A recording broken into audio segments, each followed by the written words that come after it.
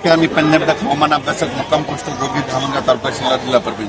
मी आहे मध्य प्रदेशमध्ये महाकालेश्वर मंदिरामध्ये उज्जैन या ठिकाणी, आणि या ठिकाणून आपल्या महाराष्ट्रातल्या शेतकऱ्यासाठी अंदाज देणार आहे.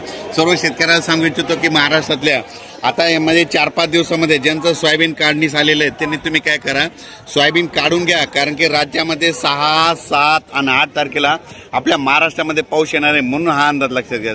त्याच्यानंतर एमपीमध्ये मध्य प्रदेशमध्ये देखील 6, 7, 8 दरम्यान एमपीकडे देखील पाऊस पडणार आहे, म्हणून मध्य प्रदेशतील शेतकऱ्यांनी हा अंदाज लक्षात. सर्व शेतकऱ्याला सांगू इच्छितो की राज्यामध्ये आतामध्ये 1 तारखेपर्यंत हवामान कोरडं राहणार आहे, म्हणून हा अंदाज लक्षात द्यायचा.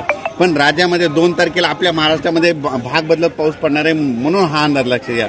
पण सर्व शेतकऱ्याला सांगू इच्छितो 6 ऑक्टोबर, 7 ऑक्टोबर, 8 ऑक्टोबर, 9 ऑक्टोबर दरम्यान परत आपल्या महाराष्ट्रामध्ये जोराचा पाऊस येणार आहे, म्हणून तुम्ही तुमचं या 4-5 दिवसामध्ये जशी वेळ भेटेल तसं सोयाबीन काढा, झाका, वाटल्यास मशीन भेटले तर मशीननं काढा, हार्वेस्टरनं देखील काढून घ्या. म्हणून हा अंदाज खास करून मी या उज्जैन या ठिकाणी कालेश्वर मंदिर या ठिकाणाहून देत आहे. म्हणून सर्व शेतकऱ्याला सांगू इच्छितो की तुम्ही काय करा.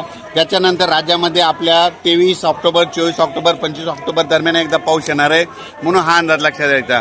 आणि राज्यामध्ये आपल्या थंडी महाराष्ट्रामध्ये 5 नोव्हेंबरला थंडी येणार आहे, म्हणून हा अंदाज लक्षात द्यायचा.